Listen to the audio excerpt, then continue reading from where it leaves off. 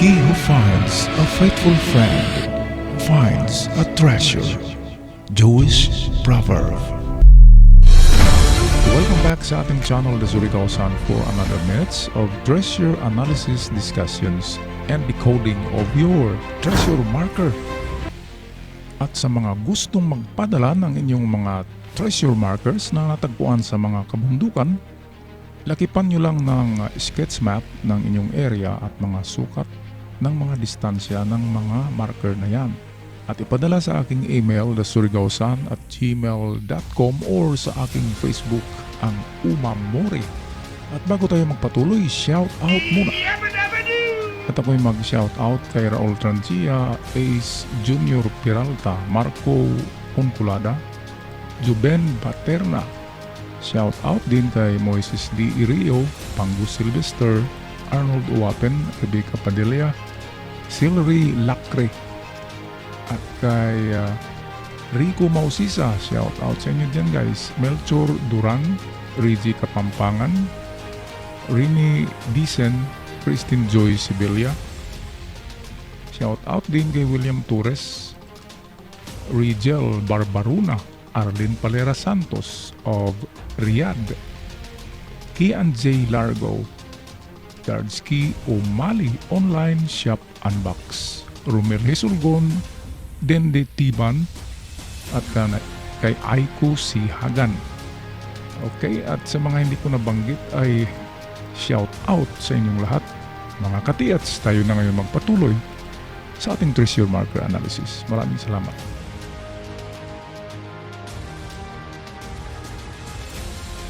Okay mga katiats, napakagandang treasure marker ito. Ito naman ay isa na namang treasure in the creek. At ang pinakamarker nila dito ay palaka na walang mga paa. Mayroon lang ito ilong, tsaka mata, mayroong bibig, at saka nagbibigay siya ng distansya. Okay, at saan nga ba natin hahanapin ng item dyan? Okay, meron akong ipapakita sa inyo mga katiats. Ito yan. Ito ang view ng nasa malayo siya. Ito yung bilog na bato na malapit sa likuran ng palaka at marami siyang mga butas. Ang mga holes na yan ay nag-signify na siya ay treasure. Okay, at hindi lang yan. Ang bato na yan ay siyang itlog ng palaka. Kung nakita niyo yung itlog ng palaka, di ba marami yung mga itim-itim na ganyan? Okay, at ito yung mga kiti-kiti na sinasabi natin na magiging mga tadpole pag laki nila. Okay, at yung bato na yan ay tadtadin yan ng mga holes at nag-symbolize yan na itlog siya ng palaka. Ngayon, tingnan natin sa isang picture. Dito guys. Okay, ito na picture yan. Klarong-klaro ninyo dito na marami talaga siyang butas. At ang hugis ng bato na ito ay itlog. Ayan, kaya yan ay nag-symbolize na siya ang itlog nitong palaka. Marami siyang butas. At random ng pagkalagay ng butas, hindi na ito nagbibigay ng direksyon. Kasi kahit saan na lang nilagay yung butas, yan nag-indicate lamang na siya ang itlog nitong palaka. At bakit ko yan nasabi? Kasi meron ditong dalawang hole na nagbigay direksyon. At ang direksyon niya ay papunta rito. Sabi niya 2 meters galing sa palaka. So 2 meters lang guys. Meaning to say, kung napansin nyo ang bato na yan, yan ay naka-incline, nakaganyan. At ibig sabihin, diyan siya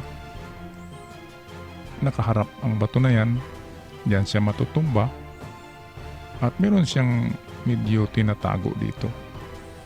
At itong banda rito, yan ay 2 meters galing sa palaka, which is diyan din nakatingin ang mata ng palaka. Kung napansin nyo guys, mayroong mata ito. At diyan din yan nakatingin sa banda rito. At yung gilid ay nagbigay ng 2 dots, meaning 2 meters distance or 2 hakbang. Kaya ang pinakamaganda na digging site dyan guys ay ito na area.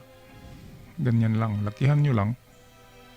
Ngunit bago nyo yan gawin ay meron akong isuggest sa inyo sa bato na ito. Basagin nyo muna ang bato na ito. Kasi ano ba ang meron sa itlog? Di ba ang itlog pag binasag mo ay meron siyang mahalaga na laman sa loob niya.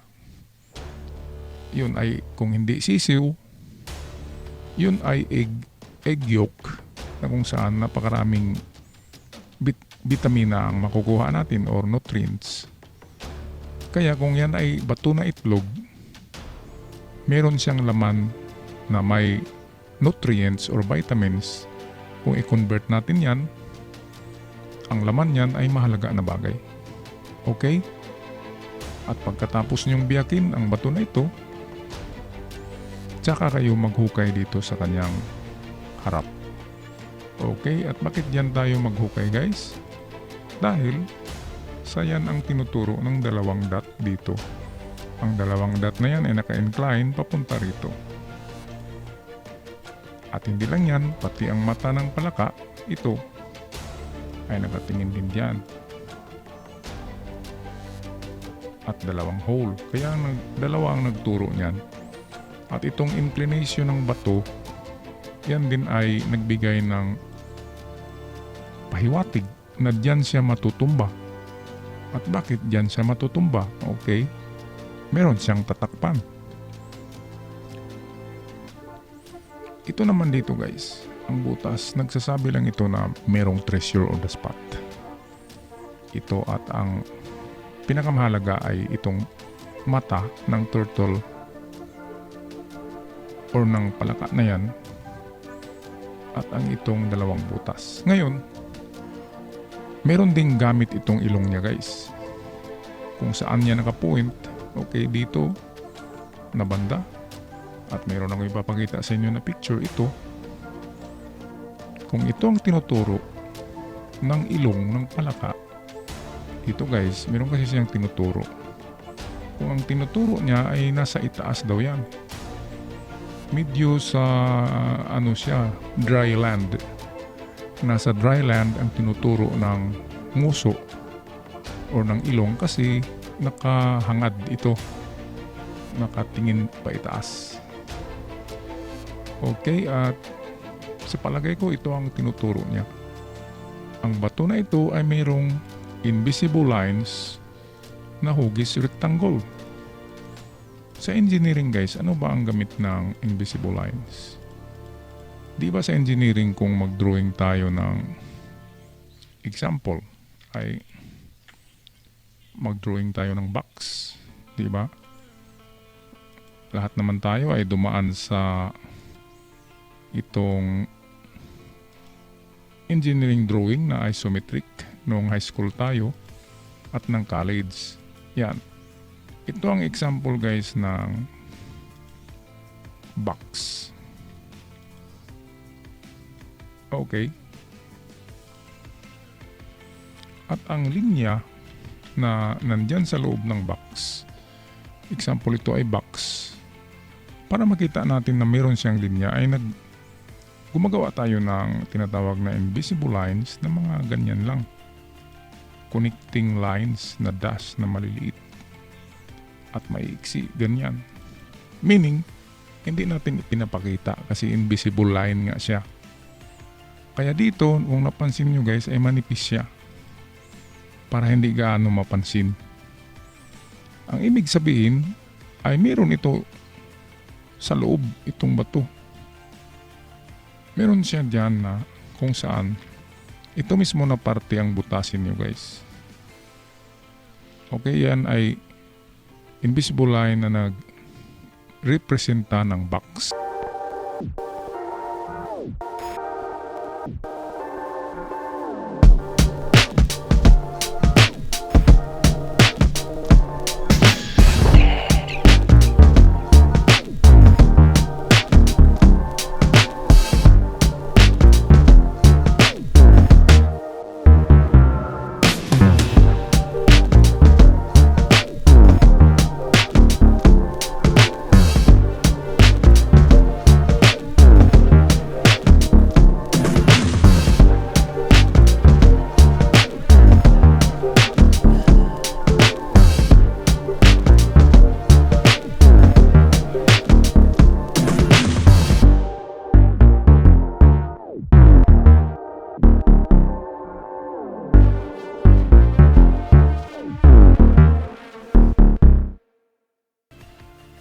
natin ito i-align papunta rin doon guys.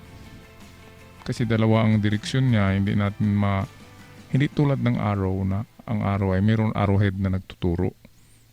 Ang circle ay hindi natin alam ang direksyon. Ang tanging gawin lang natin ay i-align silang dalawa. Okay, kaya ganun din guys, pagdating dito sa 2 meters, test dig tayo dyan, hukay. And then kung wala, patuloy tayo sa itaas. Dito tayo guys. Patuloy tayo sa itaas. 10 meters distance. Test dig din dyan.